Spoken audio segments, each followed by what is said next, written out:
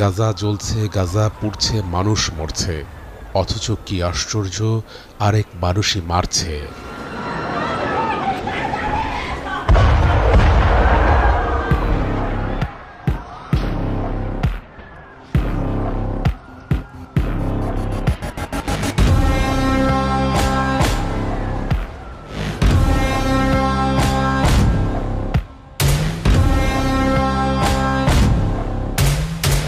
হয়তো মানচিত্র আজ ধিক্কার জানাচ্ছে নিজেকে ভূ রাজনীতির এই বাহুবলী মারপ্যাচে। এমন একটা বর্বর, নৃশংস, নির্মম পৃথিবী তো চায়নি মানচিত্র। চোখ যায় যত দূর, সবখানে সৃষ্টির ধ্বংসাবশেষ আর মৃত্যুর এপিটাফ।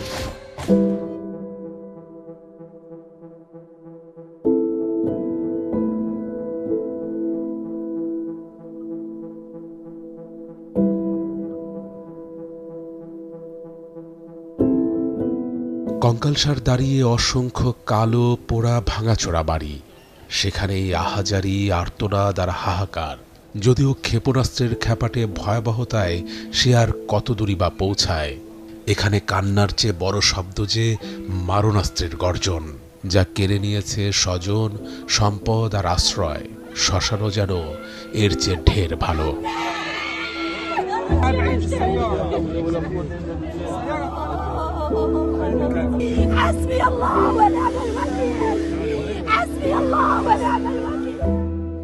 এখানে ধ্বংসস্তূপ হয়ে উঠতে পারেনি আশ্রয়, তবু ললাটে মৃত্যু জেনে তারই মাঝে খুঁজে ফেরা মৃত আপনের টুকরো স্মৃতি।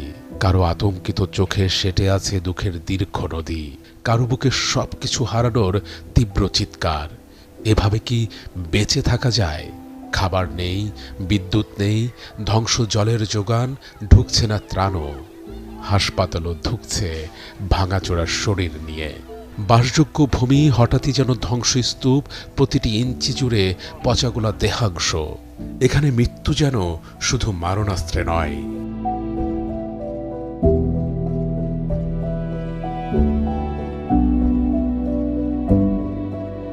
ইসরায়েলের এমন ধ্বংসযজ্ঞের বিভৎসতায় নিজ ভূখণ্ডের জনগোষ্ঠী আজ শরণার্থী। যে ধ্বংসস্তূপের নিচে শুধু মানুষ নয়, চাপা পড়েছে মানবতাও।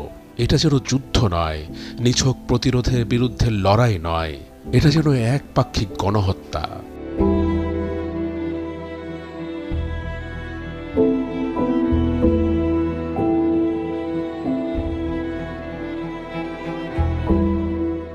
সবাই যদিও বলছে no more murder, no more lies, তবে সাদা কাফনকে আলিঙ্গন করে নেয়া প্রতিটি ফিলিস্তিনের প্রার্থনা জাতীয় কবি মাহমুদ দারবিশের পংক্তিমালা।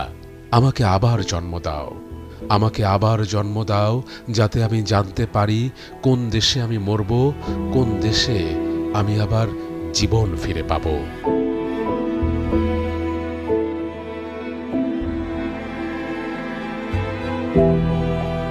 নীল মাহবুব, চ্যানেল 24, ঢাকা।